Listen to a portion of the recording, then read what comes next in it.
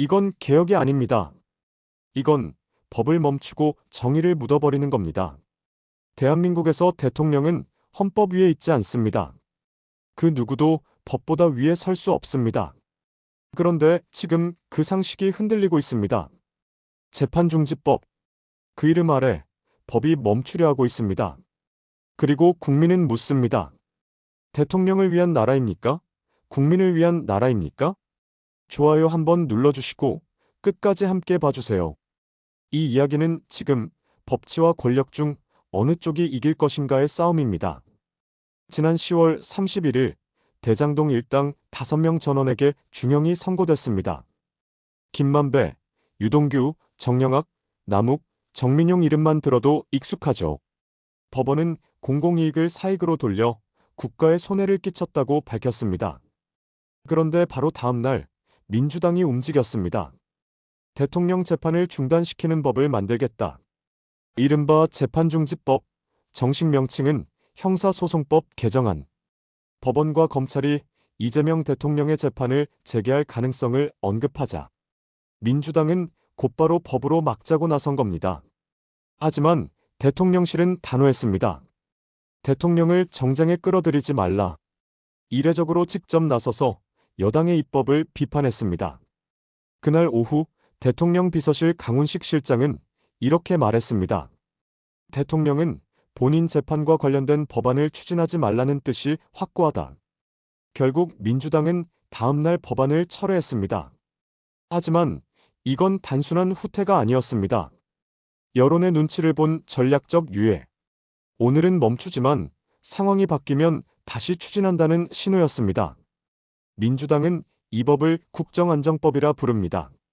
하지만 보수의 시각은 명확합니다. 이건 국정안정이 아니라 권력안정, 국가를 위한 게 아니라 권력을 위한 법입니다.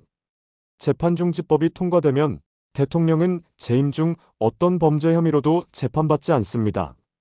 헌법상 불소추 특권이 이미 존재하는데도 법률로 한 번 더 보호막을 치겠다는 겁니다.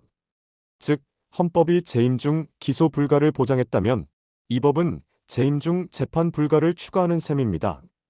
이건 단순한 입법이 아니라 헌정체계의 변조입니다. 헌법 제84조의 불소추 특권은 국가 운영의 연속성을 보장하기 위한 예외 조항입니다. 그 자체로도 이미 논란이 많습니다. 그런데 여기에 재판까지 금지하자는 내용이 붙는다면 그건 사실상 법 위에 대통령을 만드는 겁니다. 대통령은 법 위에 있지 않습니다. 오히려 법 아래에서 권한을 위임받는 존재입니다. 법을 바꿔 자신의 재판을 막는다면 그건 독재의 첫걸음이 됩니다. 보수 진영은 이렇게 말합니다. 이건 이재명 대통령을 위한 맞춤형 면책법이다. 법을 개인의 방패로 쓰는 순간 그건 더 이상 민주주의가 아니다. 여론조사 결과는 냉정했습니다. 재판중지법에 대해 부적절하다는 응답이 과반을 넘었습니다. 특히 20대와 30대, 중도층에서 반발이 거셌습니다. 국정이 아니라 정의가 먼저다. 법은 멈춰선 안 된다. 국민의힘은 이걸 국민의 상식이 작동한 결과라고 평가했습니다. 민주당이 법을 이용해 대통령을 지키려다 역풍을 맞았다. 는 것이죠. 결국 민주당은 하루 만에 후퇴했지만 국민의 마음속엔 하나의 의문이 남았습니다. 정말로 이게 끝일까? 보수 진영이 더 경계하는 건 바로 배임제 폐지 논의입니다. 민주당은 이를 경제형벌 합리화라고 포장하지만 법 쪽에는 알고 있습니다. 배임제가 사라지면 대장동 사건은 자동으로 소멸합니다. 이건 법으로 판결을 없애는 것입니다. 재판중지법으로 재판을 멈추고 배임제 폐지로 죄를 없애는 셈입니다. 보수 진영은 경고합니다. 이건 입법을 통한 사면이다. 법이 권력의 손에 들어가는 순간 법치는 사라진다. 최근 민주당이 추진한 법, 왜곡죄 역시 같은 맥락으로 읽힙니다. 법관과 검사들이 법을 잘못 적용했다는 이유로 처벌받을 수 있게 하는 법. 이건 사실상 사법부의 판단을 정치가 통제하겠다는 것입니다. 대법원은 강하게 반발했습니다. 이건 사법부 독립의 침해이며 권력이 사법을 장악하는 수단이다. 보수 진영은 이 일련의 흐름을 사법 장악 3단계라고 부릅니다. 법, 왜곡죄로 판사와 검사를 통제하고 재판중지법으로 대통령 재판을 막고 배임죄 폐지로 유죄 가능성을 제거한다.